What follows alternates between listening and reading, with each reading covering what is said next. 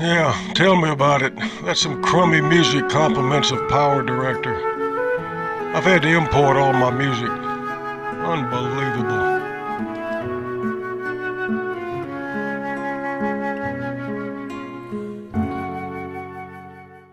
Well, this is my creation. My creation. Not recreation. Well, it is recreation. Recreation, my creation. Anyway, this is a unique drone I've got on the front.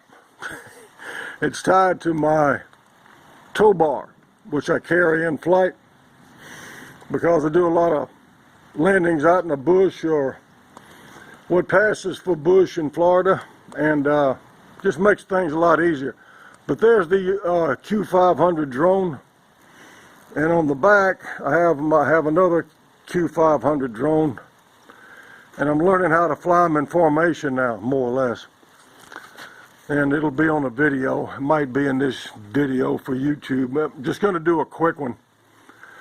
So there it is. I haven't flown it yet. I'm gonna brace it a lot better, of course. I've got the shoulder straps in between these two little crossbars up here at the front, and then also there's just a little strap here in the middle I got in there for you to pick it up with, but it makes a good little hanger. I'm keeping the camera on there. See, a little camera. Man, I hate taking that camera off. Taking it off is almost as dangerous. It's almost as bad as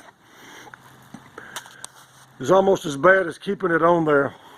So anyway, I'll get some video of it from this side camera over here. I had to edit the heck out of this. I couldn't think of the name GoPro, but it's not a GoPro. It's called a DB Power. I get them off of Amazon. They're pretty cheap, and they do, I'd say, just as good as GoPro. Just as good as a GoPro, and it costs about $300 less. In fact, Amazon had one. It was priced by mistake at $15.99. I bought two of them. Amazon. And they tried to talk themselves out. They tried to talk me out of it too, but I stuck to my guns. I said, "Hey, y'all advertised it wrong. That's your fault." And they gave me two of them for about $32. That was cool. They got plenty of money. I don't think they're going to go broke because of it. But anyway, I'll tell you a little bit about my Ultralight here, just in case. These tires I've had on here for 20 years. They're big, thick tires. You can see by the size of my boot how big they are. But they'll land me anywhere. I've landed on soft sand, mud, just about everything you can think of. I've got this is a side pouch, of course, and I've got all kind of stuff in here. I got a tool kit. There's my tool kit, flashlight, water at the bottom. I carry a 2-day supply of food. I got bug spray. This is a plastic cover I lay on the ground for when I'm putting the drones together, so they won't get all mucky. This is the only instrumentation it's got. I put a fuel pump on it just as a safety factor. It's got a mechanical pump, but well, you know what I'm talking about. Anyway, it's got RPM, exhaust gas temperature, and cylinder head temperature, and that's it. No brakes, no airspeed, no nothing. It does have electric start right here. It does have electric, so I'm kind of fancy. It's got a cruise control from a bicycle. It carries 2 people, believe it or not. The pilot sits here, and he puts his feet up here, and the co-pilot sits on the upper deck, which right now is in the place of a case, but he or she sits up here, puts their feet down here, and they do have access to a throttle, and I got a throttle in front. This other thing here, this is connected. This is a quick release for a banner towing mechanism at the back, which I don't have connected right now, but it does work well. That used to be a brake, and it broke but the thing lands fairly slow, so I just left it off. These foot pegs are for the rider in the back. By the way, he can also fly from the back too if they wanted to. But you got a foot peg here and a foot peg over there. It's a 52 horsepower Rotax 2-cycle made in Austria. And it's a very good motor, which they no longer produce. It seems like whenever somebody has a success at something, they always stop making it. Actually, I think what's happening is that they've gone after the bigger money with the 2-cycle engines, the 912s, 914s. They're up around 22, anywhere from $22,000 to $40,000, I think, some ridiculous price. This is the fuel tank. It holds 12 gallons. It burns about 2.5 an hour. So you got a hell of a range if you fill it all the way up, which I rarely do. The battery's on the bottom. I got electric start. This is the, this is the, what do you call it, mechanical, god dang it. It's run by air pressure. I can't think of the name right now. But that's the fuel pump. But like I said, up front, I added to it with a pump, and that pump is right here. Electrical pump, I'm sorry. As a backup, dual carbs, 4 spark plugs, a gearbox. It has a clutch on it too. The inside of here is a clutch, and you can actually crank the engine up and it'll sit still, so it'll idle real slow and real smooth. And here's my other camera here. That's another dB power on the Stinger right there. I've had this for 20-something years. I think I bought it in 98, whatever that comes out to. 98, 2008, 2000, okay, 20 years. I thought I had it over 20 years, but I don't. These are the big slicks again. These things are wonderful. Same tires for 20 years. They have not failed me yet. And what else? It's a big wing. It's a big, I forgot the meter size, the square meter size of it, but it's a huge wing. I've taken off with a little over 600 pounds. It's amazing. It's made in Australia, called a Wizard Wing. And the trike actually was made in Florida, in a place called, I forgot that too, but don't worry about it. It's no big deal. He's no longer in production, but it's been a good little machine. And I hope you enjoyed the tour and the idea. And you can see this thing flopping. I'm going to make sure I got it tied down good. Okay, I got a little horn here. I got a little horn. I got a mirror here, so the birds, because I'm so slow, they tend to pass me sometime, and I got a mirror so I can get out of their way and see who's coming. You think I'm kidding. I'm only half kidding there, but that's my mirror, and there's my horn. Okay, that's it. That's a complete tour.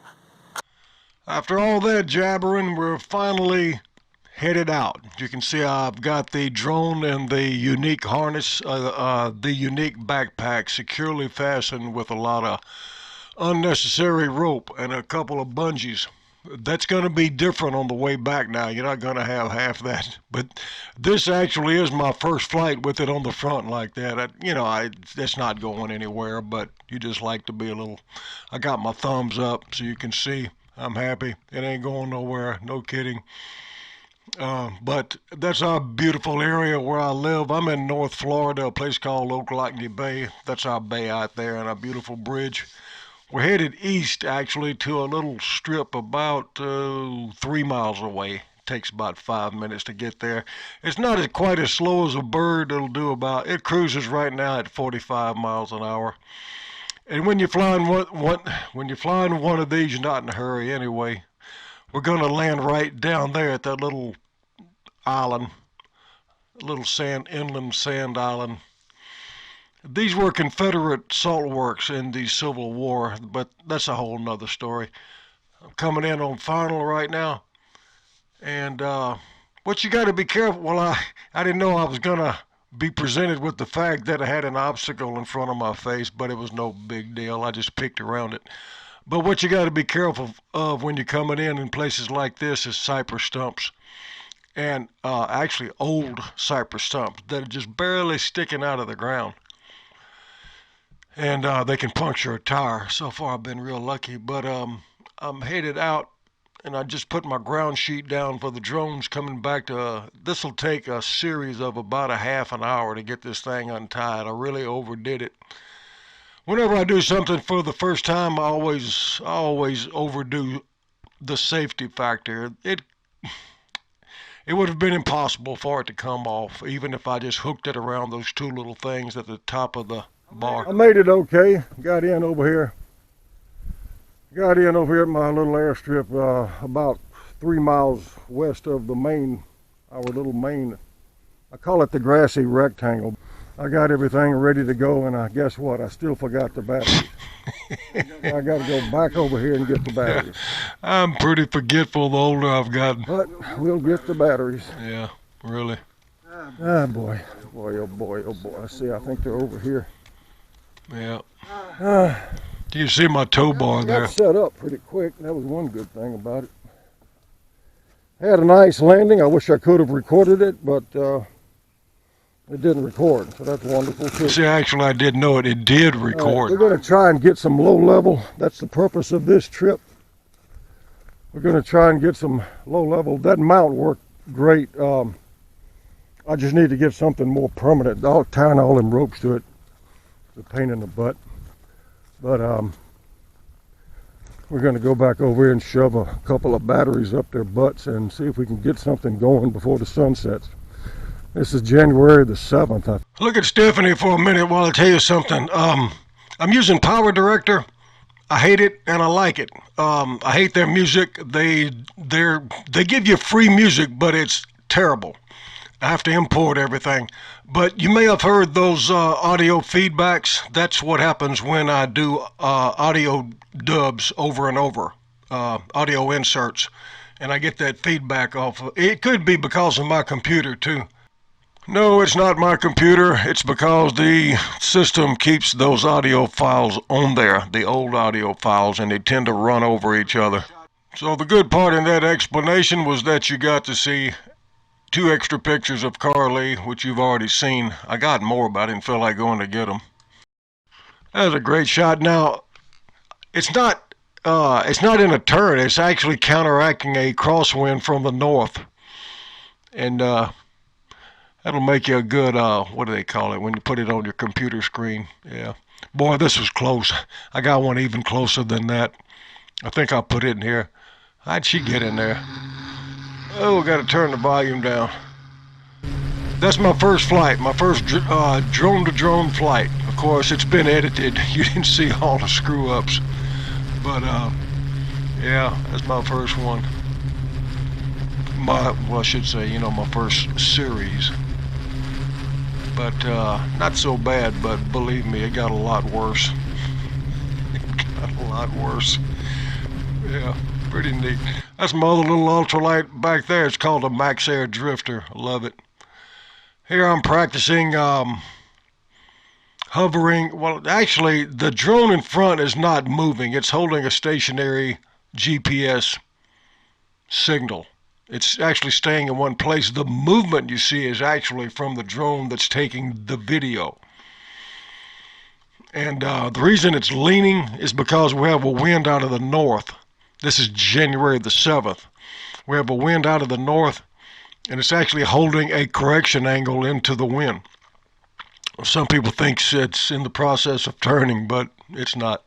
Now, if you look at the gimbal on the bottom, what I'm referring to is that copper-looking horizontal gold band. That band is horizontal with the horizon. It keeps the horizon level. You can tell by the picture itself from the other drone that horizon is dead even. It's fantastic what they do with these things. I've learned a lot, except how to follow another drone and trail. But you can see the lean there as it counteracts that wind from the north.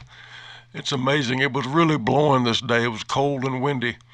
But that was a neat shot. coming up from the bottom and sitting there right in the blue sky. You can put this stuff, you can weave it together in post, in editing on your computer. You can make what looks like choppy scenes seem like one smooth flow. There's kind of a neat shot that didn't really work out, as you can see. Now I'm backing up and I tried to follow it, but too late. So we're headed over into the sun.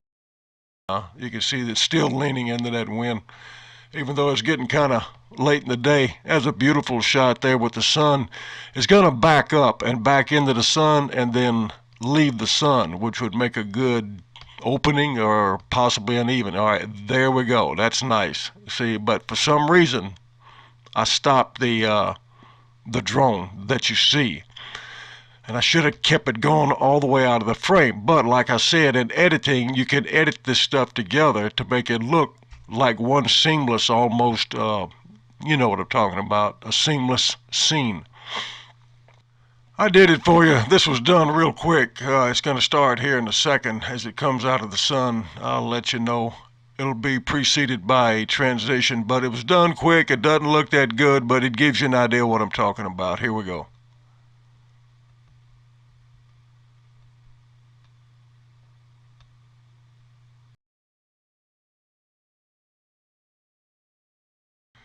If you notice the jump at the transition, that was because the altitudes above the horizon between the first and second scene were different. This was a day or two later. Fog had set in. Here I'm practicing leaving again. This is close. That is extremely close. From my perspective on the ground, I thought we had collided. I thought I was done for. And this is even close. That's probably 3, maybe 4 feet away. When you're in close proximity to another drone and that drone is downwind of you, you will get wake turbulence, as you may have seen right here. Right here, you'll see it. The wind was out of the south today. We're back here, but and I wish we hadn't got here so quick because I'm not ready yet. But yeah, take a break. I want to tell you something about my models. This girl, Carly.